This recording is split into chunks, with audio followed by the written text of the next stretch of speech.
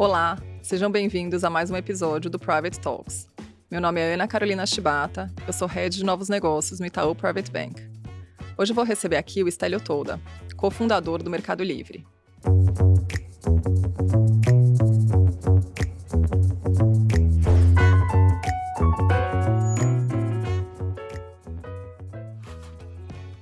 Antes da gente começar nosso bate-papo, eu queria contar para vocês um pouquinho da trajetória do Stélio. Nascido e criado no Rio de Janeiro, ele se formou em Stanford, nos Estados Unidos, em engenharia mecânica. Ele trabalhou durante alguns anos no mercado financeiro, em grandes instituições, no Brasil e fora, até tomar a decisão de deixar tudo para trás e embarcar no projeto de criação do Mercado Livre.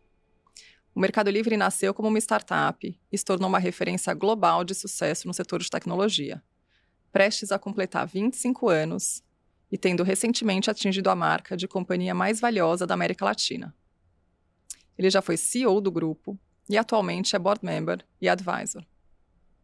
Stélio, é um prazer tê-lo conosco. Seja muito bem-vindo ao Private Talks. Obrigado, Ana Carolina. Um prazer estar aqui. Stélio, se a gente puder começar falando um pouquinho sobre a sua decisão de mudar sua trajetória profissional, deixando uma carreira no mercado financeiro para começar a empreender. Conta pra gente como é que foi esse processo e o que é que te motivou, enfim, na tese de disrupção do Mercado Livre na época. Legal. Bom, eu fui fazer o meu MBA já tendo trabalhado no mercado financeiro aqui no Brasil, e a minha ideia, ao longo do tempo que eu fiquei lá, uns 2 anos, era obter mais preparo, mais da teoria de finanças, até para eu voltar para uma carreira em finanças. Participei no verão, inclusive, trabalhei num banco, na Merrill Lynch, na época da privatização da Telebrás, que foi super interessante. Voltei ao Brasil para representar um cliente da época, e voltei para Stanford, então, com a ideia de que, ao terminar o curso, eu iria para Nova York, para então começar uma carreira internacional em investment banking, e no caso a instituição que me contratou foi a Lehman Brothers, onde eu trabalhei alguns meses, e de uma forma coincidente, eu e o Marcos Galperin nos encontramos em Nova York. Eu ouvi um pouquinho do início dele na Argentina, sobre como e quando ele tinha lançado o Mercado Livre, e aquilo me atraiu, então, a deixar a carreira e voltar ao Brasil para começar o Mercado Livre no Brasil. É claro que o entorno naquela época era um entorno de muito investimento na internet, de novas empresas sendo criadas. Eu mesmo trabalhava no banco representando algumas dessas empresas que estavam abrindo capital. Então, para mim, foi um pouco do que eu estava vivendo externamente, mas também nessa conversa com o Marcos, de ouvir da paixão dele pelo negócio, do entusiasmo, e então tomei a decisão de deixar tudo isso para trás, voltar ao Brasil. A minha curta carreira em Wall Street foi de alguns meses para eu começar então o Mercado Livre naquele momento. Legal, o mercado agradece, né? Sim. O Mercado Livre é um case de inovação, né? Assim, nasceu como uma startup focada em e-commerce e se tornou uma referência global de sucesso no setor de tecnologia. Conta pra gente como é que a inovação é colocada em prática, enfim, no dia a dia das companhias, e como é que você constrói isso, principalmente falando um pouquinho de cultura das companhias. Né? Exatamente. Eu acho que tem 2 aspectos, e essa palavra que você mencionou é a palavra-chave. Um aspecto muito importante é que nós somos uma empresa de tecnologia. É assim que a gente se considera desde o início. Essa é a nossa visão do nosso negócio. Tecnologia, ela permeia tudo aquilo que a gente faz. Então, a gente investe em desenvolvimento próprio, em contratar desenvolvedores com esse propósito, e isso tem sido, eu acho que muito importante, tem sido o foco, inclusive da nossa inovação, né, de como melhorar os nossos serviços, o nosso produto, como a gente chama, que é o nosso aplicativo, o nosso site, aquilo que a gente oferece para o nosso usuário. Esse é um aspecto. E o outro aspecto que eu destaco é a cultura, como você mencionou na sua pergunta. A cultura, para a gente, é uma cultura de inovação desde o início. ela permeia tudo aquilo que a gente faz. A gente entende que o ambiente em que estamos é um ambiente de concorrência, onde é necessário inovar, onde é sempre necessário você estar evoluindo, e isso começa com a liderança da empresa, né? A gente costuma falar que um dos nossos princípios culturais é justamente que a gente empreende assumindo riscos, né? A ideia de que nós somos empreendedores naquilo que a gente faz, que existe uma incerteza no entorno de tudo aquilo que a gente faz, então esse risco é inerente a esse mundo de tecnologia, e a gente participa ativamente em criar soluções para resolver essa incerteza. Legal.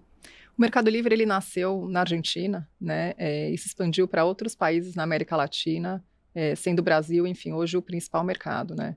Como é que foi todo esse processo de adaptação do modelo de negócios do grupo em diferentes países?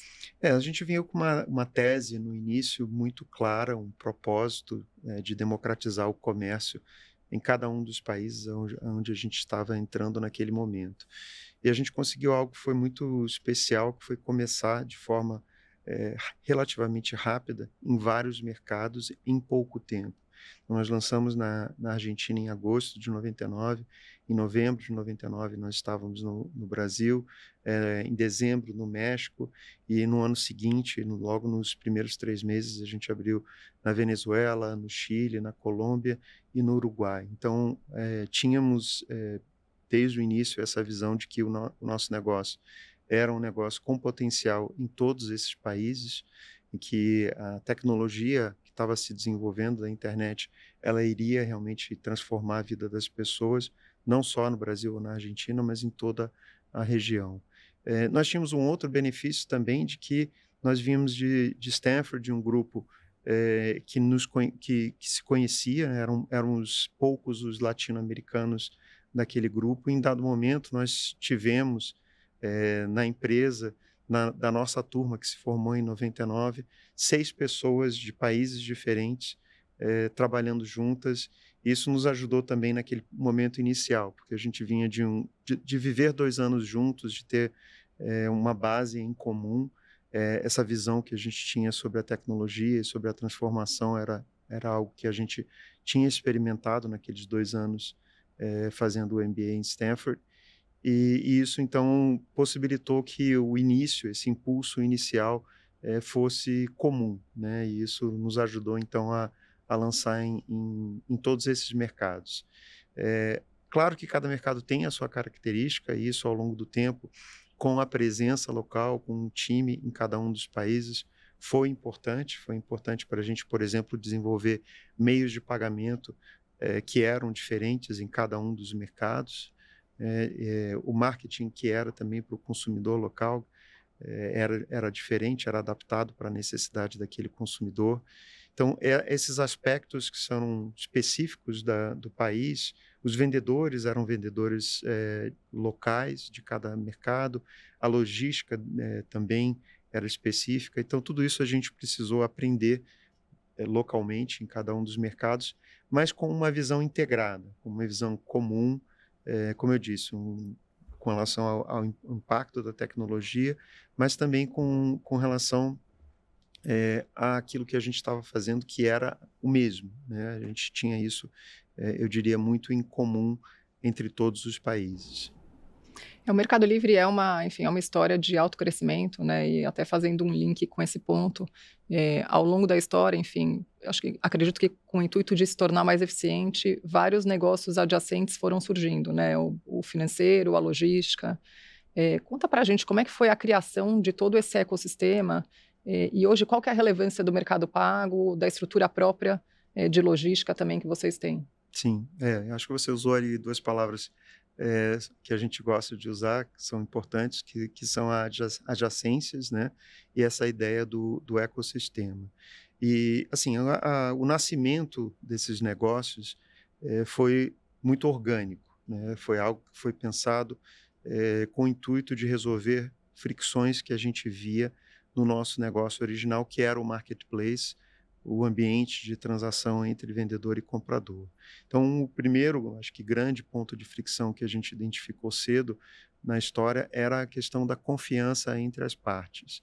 E o Mercado Pago nasceu justamente com esse intuito, mais do que ser um meio de pagamento, ele nasceu para ser um garantidor na transação entre o vendedor e o comprador, funcionando então como alguém que ficava ali no meio, o comprador pagava ao Mercado Pago, o vendedor enviava o produto ao comprador e só depois, né, que o comprador desse o aceite, que estava tudo legal, então a gente liberava os recursos para o vendedor, importante, líquido das nossas comissões e tarifas também. Então isso gerou uma confiança maior naquela negociação em que as partes não se viam, não se conheciam, e que o Mercado Pago, então, passou a fazer um papel muito importante. Ao longo do tempo, a gente viu que era interessante a gente integrar novos meios de pagamento. Como a gente disse aqui, cada país tinha os seus meios de pagamento, e só esse trabalho de integração de vários meios de cada um dos países levou alguns anos. Mas ao longo desse processo, a gente identificou que o Mercado Pago ele então passou a funcionar também como um motor de pagamentos que tinha utilidade não só no ambiente do marketplace do Mercado Livre, mas também para terceiros, né? Na época que estavam fazendo os seus sites e careciam de um motor de pagamentos, a gente passou então a oferecer o Mercado Pago para fora do Mercado Livre como esse integrador aí de pagamentos.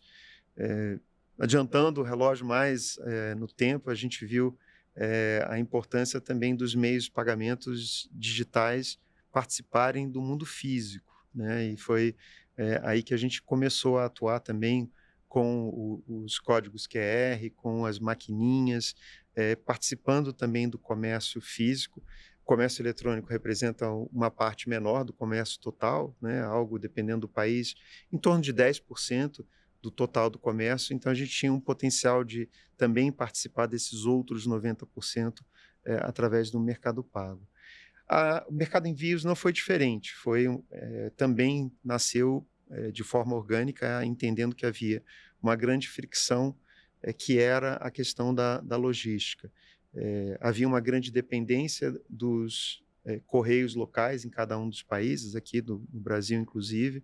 Em dado momento, 90% do nosso volume passava pelos correios. Anualmente, os correios faziam uma greve em setembro, então a gente, naqueles dias em que o correio fazia a greve, a gente praticamente ficava sem entregar produtos. Ao longo dos anos, eles aumentaram as tarifas acima da inflação também, então a gente passou a ter um custo muito maior na nossa operação, e então vimos que era necessário a gente tomar uma atitude para resolver isso, e nos lançamos então a criar a nossa própria rede logística, isso um pouco mais à frente no tempo. E ao longo dos anos a gente tem investido, hoje é uma rede específica para cada um dos países, que inclui caminhões, inclui aviões, inclui as vans que fazem as entregas locais, enfim, várias modalidades de entrega, fazendo com que a gente cada vez ofereça um serviço melhor.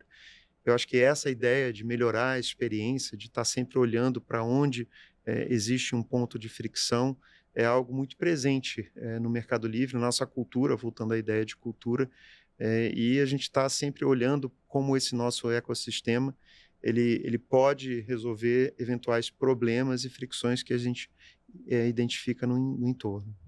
O Mercado Livre foi a primeira empresa de tecnologia da América Latina a fazer um IPO na Nasdaq, né? Conta para a gente como é que foi esse processo, e você conhece bem, né, de abertura de capital, e o que isso mudou no dia a dia da companhia?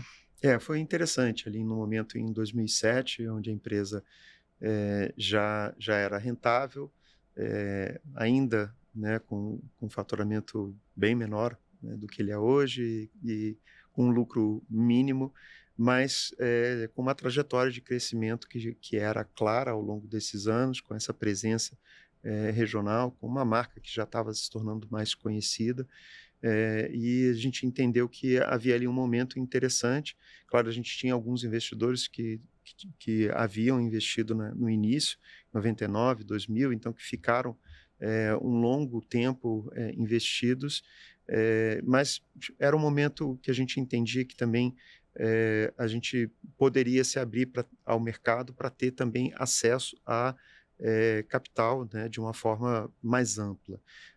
Essa abertura, então, se deu em agosto de 2007. É interessante que já naquele momento, no momento em que a gente fez o pricing do nosso IPO, uma sexta-feira, foi a primeira vez em, acho que, muitos anos, em que 3 bancos centrais, o dos Estados Unidos, do Japão e o da Inglaterra, eles entraram junto para dar liquidez nos mercados locais. Então, isso um ano antes do que foi, então, a grande crise financeira que se deu no mercado de capitais, mas ali a gente já identificava algumas tensões, né? Tudo isso aconteceu antes da Lehman Brothers quebrar, antes da Merrill Lynch quebrar e tantas outras ali que quebraram depois. Mas só para também demonstrar que nunca foi muito fácil esse processo, né? O processo para a gente, esses primeiros anos da empresa, de criar uma empresa multinacional, de criar uma empresa de tecnologia na América Latina, de provar o nosso modelo de negócio, de torná-lo rentável, de escalar esse modelo de negócio. Teve os seus percalços, as suas dificuldades, e até mesmo no dia em que a gente abriu o capital, a gente viu que o mercado em si também tinha a sua volatilidade e tudo mais. Enfim, desde então, o Mercado Livre é uma empresa pública né, e acho que tem ido muito bem no mercado, tem tido uma muito boa relação com o mercado em geral, com analistas de mercado, enfim, com investidores. A gente tem mantido, acho que, uma comunicação muito boa, e ao longo dos anos eles entenderam o que era o nosso negócio, entenderam fases em que a gente precisou investir mais no negócio, fases em que a empresa já tinha uma rentabilidade melhor, já demonstrava também uma rentabilidade melhor. Vamos falar um pouquinho sobre AI? Né? A Claro. inteligência artificial, enfim, tem sido pauta nas estratégias de diferentes companhias globais e, enfim, tem sido o tópico da vez, né? Sim. Como é que o Mercado Livre tem se adaptado a essa nova realidade? A gente não começou a investir em AI depois do ChatGPT. Acho que é importante dizer isso. Como empresa de tecnologia, a gente já via movimentos, né, o que a gente chama de machine learning, por exemplo, já era muito usado em diferentes aspectos do nosso negócio, na criação de modelos de risco, por exemplo, na prevenção à fraude. Nós já usávamos esses modelos de machine learning. É claro que esse grande impulso mais recente que a gente teve a partir, principalmente, do lançamento do ChatGPT, trouxe uma visibilidade cada vez maior para a inteligência artificial. E a gente passou a usá-la também de uma forma mais ampla. A gente tem exemplos, por exemplo, né, de como os nossos vendedores respondem a perguntas de compradores, né, que isso hoje já está totalmente automatizado. Antigamente isso era um processo que dependia efetivamente de cada vendedor, mas hoje a gente já consegue, com a frequência das perguntas, poder ter respostas assertivas aos consumidores. A gente já está usando a inteligência artificial também com os nossos desenvolvedores, para tornar o código deles melhor, mais eficiente, o processo de criar código, né, de desenvolver tecnologia também passou a ser mais rápido por conta dessa ajuda dos copilots que a gente tem para apoiar o nosso desenvolvimento. A gente tem uma equipe grande de atendimento ao consumidor, por conta até do volume expressivo de transações que a gente tem no Mercado Livre, no Mercado Pago, e hoje a gente também já está usando a inteligência artificial nos processos de atendimento para atender melhor, para atender mais rápido, eventualmente até para a gente diminuir o número de pessoas necessárias para atender os nossos clientes, apesar do volume continuar a crescer, né? Então, tem claramente um uso que vai trazer uma eficiência maior para o nosso negócio. E vocês já conseguem mensurar esses benefícios na produtividade das companhias? Olha, a gente tem como um todo visto a eficiência maior dos nossos resultados, né? A empresa tem escalado e ela tem gerado uma rentabilidade que é crescente ao longo do tempo, né? Então, o nosso top line cresce, mas também o nosso bottom line cresce, e cresce até numa velocidade maior, que é indicativo realmente de que a gente está se tornando mais eficiente. Então, assim, eu diria que hoje a inteligência artificial ela contribui marginalmente para a melhora da eficiência. É claro que a gente já vem investindo em logística, por exemplo, para atender um volume maior e crescente. Enfim, a gente tem outras iniciativas, programas de fidelidade. A gente tem feito muita coisa que tem atraído o consumidor, que tem gerado mais transações. A gente tem atuado em categorias novas, como a categoria de supermercados também, que é uma categoria que gera uma frequência de compra maior. Então, tudo isso tem contribuído para gerar uma escala maior, mas a inteligência artificial ela tem nos ajudado também na margem hoje a gerar um negócio mais E a rentável. permear tudo isso, né? Sim, ela hoje está presente em tudo. Em tudo a gente, partindo desse pressuposto de que a gente é uma empresa de tecnologia e que a gente tem desenvolvedores, que a gente tem recursos, a gente sempre pensa aonde a gente pode encaixar a inteligência artificial para melhorar o negócio.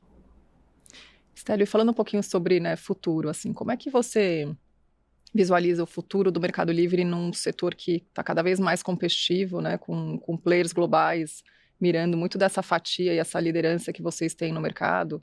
E se você puder trazer um pouquinho assim, como é que a especificidade dos mercados emergentes ajudam, né, ou contribuem no meio de toda essa dinâmica competitiva? Sim, nós vivemos uma dinâmica competitiva, eu acho que desde o início, né? Somos um negócio que no início, principalmente, tinha poucas barreiras de entrada, então a gente via ali uma concorrência grande.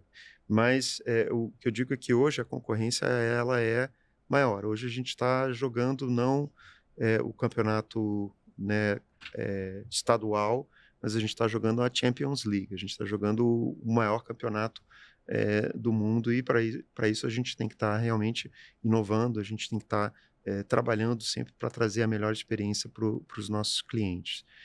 Sem dúvida, hoje a gente atua num mercado que é muito interessante para players globais, porque a gente tem uma conjunção de já ser um mercado relevante, eu estou falando não só do Brasil, mas da América Latina como um todo, e ser também um mercado com um potencial de crescimento enorme. Então, você tem outros mercados no mundo hoje que já são muito desenvolvidos, mas que crescem menos. Ou mercados que têm um enorme potencial de crescimento, mas que são muito pequenos. E o que o Brasil e a América Latina têm, que é muito especial, é essa combinação, e essa combinação, sem dúvida, gera atenção de players que atuam nos segmentos de e-commerce, nos segmentos de serviços financeiros, do mundo inteiro, né? A gente já tem visto isso com players americanos, com players europeus, com players chineses, asiáticos em geral também atuando aqui. Então, é um mercado extremamente competitivo, mas como eu disse, a gente, isso eu diria que é net positivo, né? Essa ideia de ter concorrência, para a gente é algo que a gente encara de forma positiva, porque nos faz ir mais rápido, nos faz querer ser melhores, nos faz prestar atenção em detalhes que, num ambiente onde você tem menos concorrência, você acaba se acomodando. Sem dúvida. Stélio, como é que foi sair do dia a dia da companhia, ainda mais nesse mercado que é super dinâmico, enfim, está sempre em constante evolução, para assumir a posição de board member e advisor do grupo? Foi uma transição pensada, organizada, foram 23 anos intensos, né, no dia a dia do Mercado Livre. O meu trabalho ele foi dividido entre três executivos sêniores do Mercado Livre, que na média tem cada um deles 10 anos a menos do que eu. Então eu digo que, sem dúvida, eles estão fazendo um trabalho melhor do que eu poderia fazer. Então eu estou tranquilo. Acho que foi uma transição boa também, como acionista da empresa. Estou feliz com os resultados que têm sido gerados, mas ao mesmo tempo eu estou próximo, né? Como conselheiro, como advisor da empresa, eu sei o que tem acontecido, eu sei quais são os planos estratégicos e eu posso contribuir ainda de alguma forma para isso. Acho que talvez um aspecto também importante ao ter participado do início e dessa evolução do crescimento da empresa, desses hoje já 25 anos da empresa, eu também, de certa forma, sou a cultura viva da empresa, né? Eu e outros que participaram desse momento, que ainda estão na empresa também, representamos essa cultura de empreendedorismo, de inovação, de melhora contínua, de uma busca de atender às expectativas e superar as expectativas dos nossos clientes. Tudo isso eu ainda represento e ainda contribuo desse novo lugar onde eu estou. E quais são agora os próximos passos do Stélio? Eu tenho participado em conselhos de outras empresas, eu faço muita mentoria com startups, com empreendedores de empresas, principalmente do Brasil, mas em outros países também, na América Latina, até nos Estados Unidos tenho feito também. E eu tenho investido através de fundos de venture capital em empresas de tecnologia. Acho que isso me permite estar participando desse mundo, né, de inovação que eu conheço, de tecnologia, que eu sou apaixonado, e tendo também algo, acho que, para contribuir com a minha experiência. E olhando para trás, assim, você teria feito algo diferente, seja na sua trajetória pessoal ou na gestão do Mercado Livre? Olha, eu diria que erros a gente cometeu vários, né? E eu costumo dizer que é muito importante, acho que a coisa mais importante quando você erra é você aprender com esses erros. Então, assim, acho que ao longo da minha trajetória eu cometi vários erros, mas sempre fiz questão de revisitar, de tentar entender aonde que eu poderia ter melhorado. E o que eu posso dizer, né, da trajetória, mais do que fazer diferente, eu acho que não teria feito nada diferente, apesar, né, a gente não, é impossível a gente acertar sempre, mas eu teria talvez tido menos ansiedade, né? Eu teria sido mais tranquilo naquele momento e ao longo daqueles anos iniciais. A gente tinha uma visão do que a gente queria fazer, a gente acreditava muito na tese que a gente havia desenvolvido, mas ao mesmo tempo a gente vivia isso de uma forma muito intensa também, né? E eu acho que se eu pudesse viver isso de forma intensa, mas ao mesmo tempo menos ansiosa, talvez eu tivesse desfrutado um pouco mais. Mas eu não tenho do que reclamar, eu sou muito grato por, né, todo o apoio que eu tive, sou grato pelos companheiros que eu tive nessa jornada e muito feliz com os resultados do Mercado Livre até aqui. Muito obrigada, Stélio, pela sua participação e por dividir um pouco da sua experiência com a gente. Obrigado, Ana Carolina. Foi um prazer estar com vocês. Obrigada a vocês que nos acompanharam até aqui e até o próximo episódio.